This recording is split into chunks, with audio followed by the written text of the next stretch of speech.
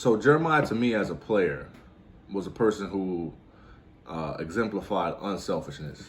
You know, he was extremely unselfish, um, and a lot of guys, you know, they don't understand that. Like, for instance, you know, like I coach high school basketball. They don't understand that if somebody's open in the corner, you know, they don't understand to make that extra pass.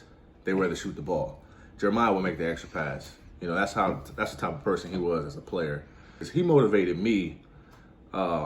When we left AB Miller, Jeremiah motivated me to be the best person I could be at the college level. Because Jeremiah was so good. He was really good, and you know, I had to work to be good. Jeremiah had God-gifted ability. And Jeremiah was a D1 caliber player, and I knew if I wanted to be great at the college level and play at the college level, I had to get my game up to where Jeremiah's was in high school. You know, because he was getting looked at by all these schools and all these colleges, and I knew, you know, he motivated me to be better. Now I'm in high school, and the only thing I'm thinking about is being on the varsity basketball team. JV and freshman was not an option in my mind. It was either varsity or bust. I think, you know, at that time that I was good enough to do so. And, you know, high school too, you meet new people, new friends, and that's where you establish, you know, close friendships and establish your teenage identity. All that was playing a part on me going from middle school to high school.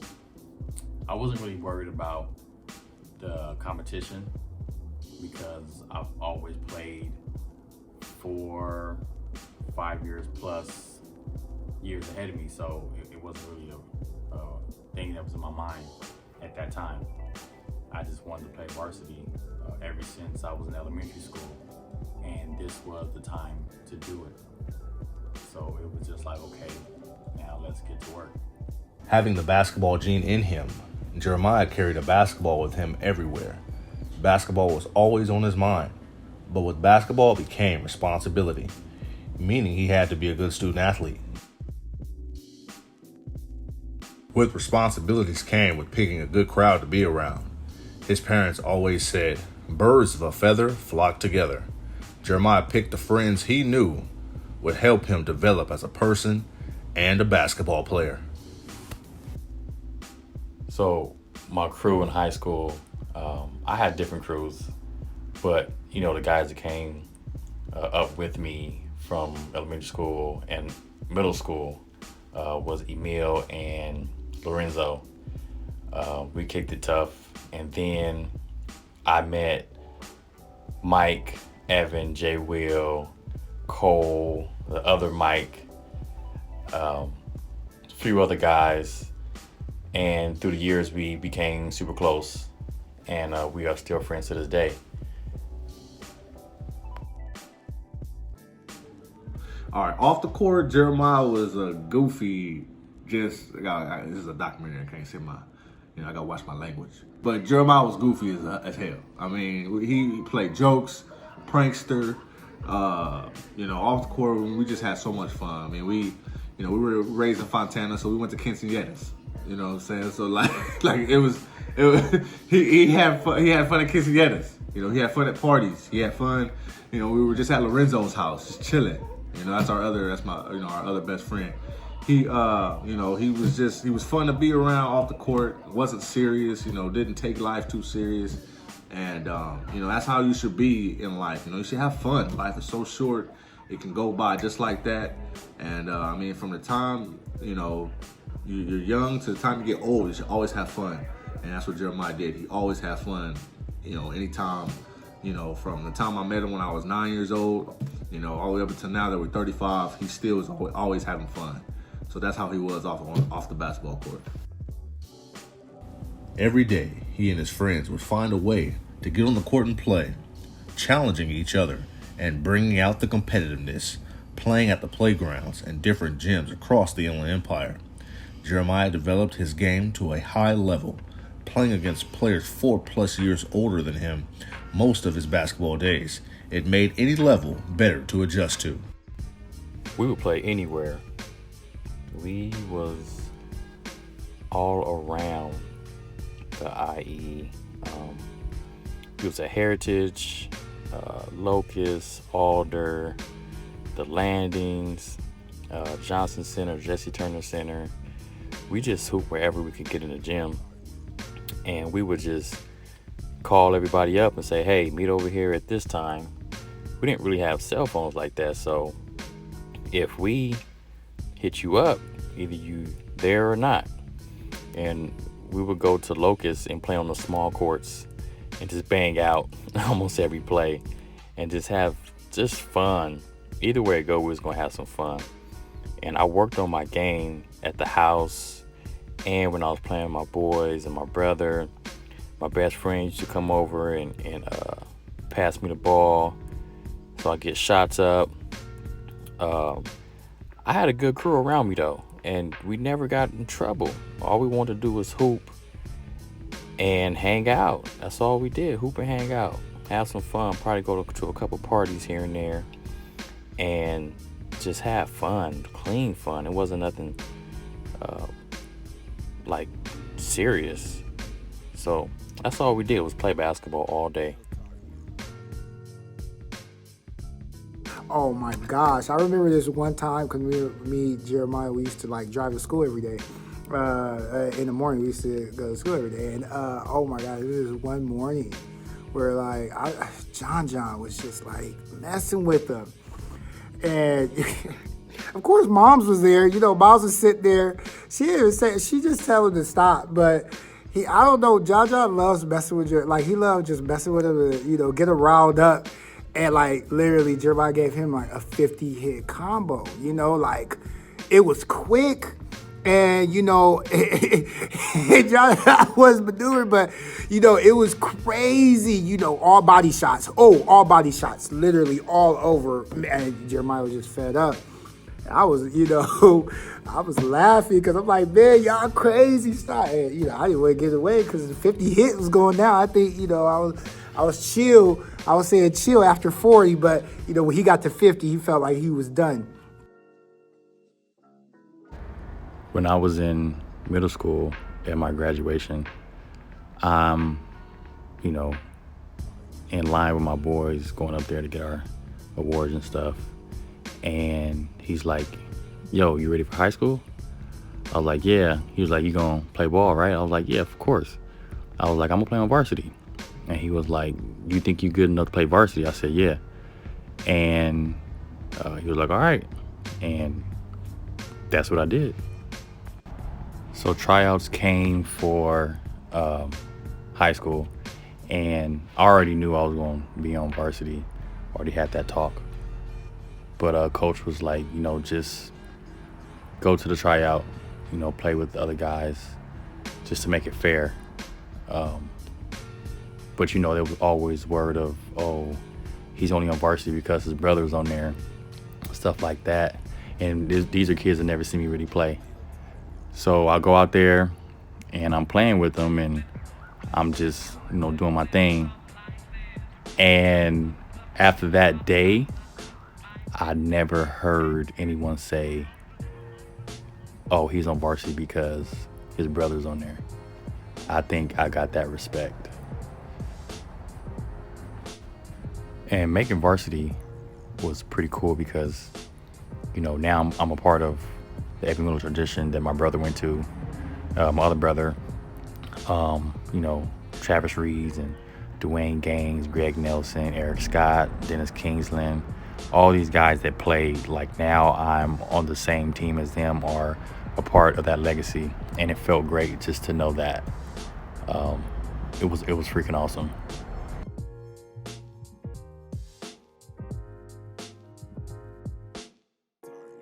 He landed a spot on the varsity basketball team as a freshman. With his brother being a senior, they both got to enjoy one last year of organized basketball. Even though he was a youngster, he adjusted well with the upperclassmen. I remember Coach set up a game junior and senior year to play against the alumni. So you had, all the guys come back and play, and to see where we were as a team. And we were really hanging with them. And it was a good game. And these guys were really playing hard, and the game came down to the wire. The game was close mostly the whole time. They'll go up a couple points, then we'll go up a couple points, then it'll be tied up. We were just going back and forth, and everybody on the court was competitive. So that was fun to do that, and they didn't want to lose to any seniors. So I had a big shot, and then we're at the free throw line, and I tell my brother, yo, I'm about to come down and hit this game winner watch. And he didn't say nothing. So I get the ball and I come down, and I go all the way to the hole and make the basket, and the time runs out and we win. And to this day, they will say we cheated. They just can't they can't take the L. And I love when we were shaking hands and I just kissed my brother on the cheek. He already knew, like, that was, I told you.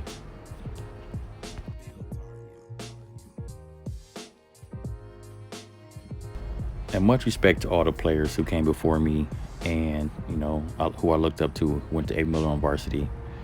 They taught me, you got to work hard. And I really appreciate, all the A. Miller basketball players. Thank you.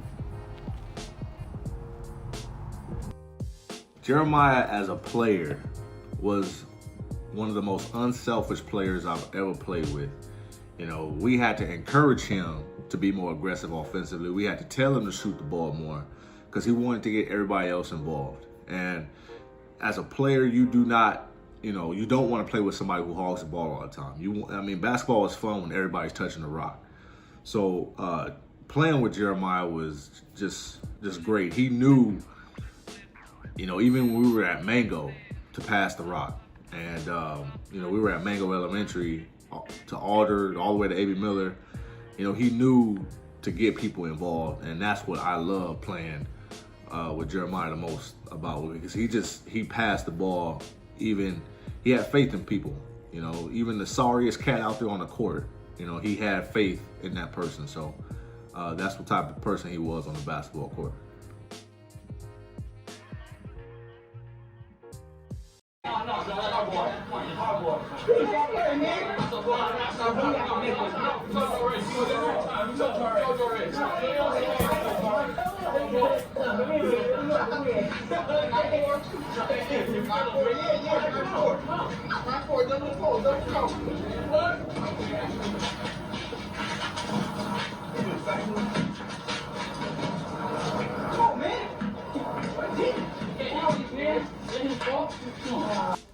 Basketball was life. We went at it every time we had a ball in our possession. And we talk to each other. You're a loser too. You're a loser too. You're a loser too. You're a loser too. How many games you lose? 2. Watch out. 2. That's all I gotta say. We hooped all the time. And my whole circle was a circle of people that play basketball. We played morning, afternoon, night. And there was one time we were supposed to go to this M1 mixtape tour in Venice Beach. And we were supposed to be spending the night at my friend's Devaki house. And we was talking stuff to each other till like 3 a.m. And then the conversation got real heated. And, we started talking stuff to each other. And then somebody said, you can't even guard me. And then we started going back and forth. Then it was like, guard me right now. Play me right now. We got up at 3:30, went to the park, and we was playing till like 4.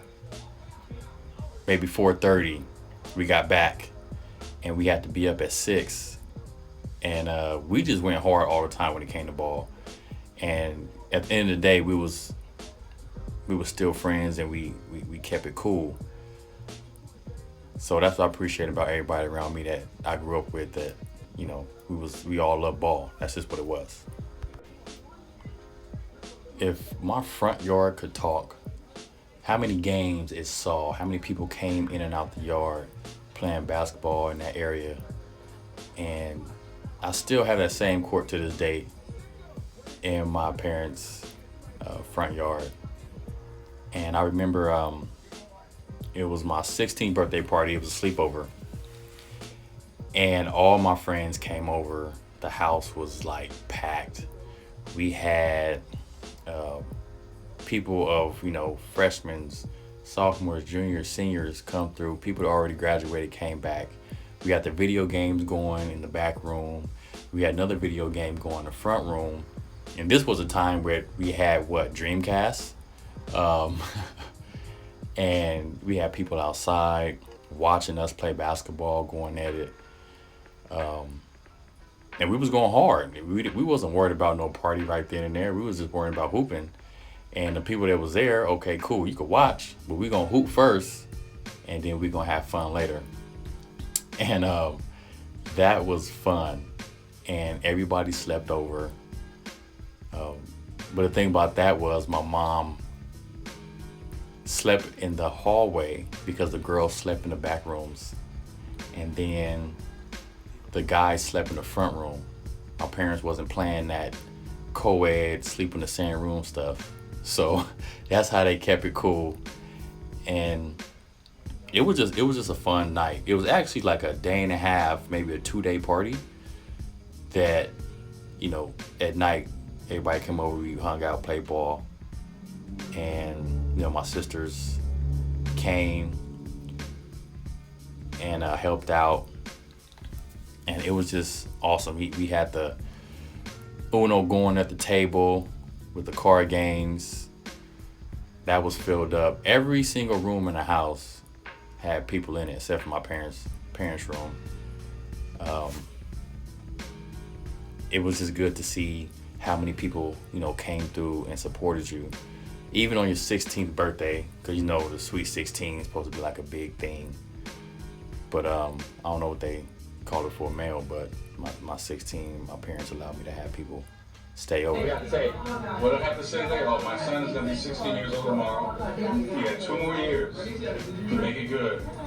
He gets the same thing everybody else gets. He gets a new suit, a suitcase, and $75. I thought $100. Being at the party was expensive. It might be $25. Expensive? Very expensive party. One of the most expensive you've ever had. Emil came to the game, came straight to the Nintendo games. What do you have to say today, Egghead boy? All I gotta say is shut up. What's up? Hey. Oh, and that happy birthday, dog. You know what I'm saying? And I'm still tight about that. You feeling like? Yeah. Man, y'all appreciate. So my 16th birthday party was a big thing to me because, looking back, that showed me a lot of people that cared, that I went to school with came, and every single person that was there played basketball. Every single person there played a part in my high school life. My personal life, and it's just good to see that there were actually genuine people out there that came through, and we didn't have to have no music going, people dancing on each other and stuff like that. It was just people people came just to hang out, and my parent wasn't gonna go for that music and dancing anyway. So we had to bring out the cards and the video games. It was just good, clean fun. And my closest friends were there, and it was very special. And that was probably one of the best highlights of my high school days. And it was pretty dope. So that night, the people that were staying over, they spent the night. And then the next morning, we went at it again. We played, I think it was Taboo. And then had a little bit of breakfast, and my mom went to go get the cake, and we all had strawberry cake. It was my favorite back then, so of course my mom went and got it. I really appreciate that. And that cake was devoured quick, and everybody, you know, came and said happy birthday. Happy birthday to you. Happy birthday to you.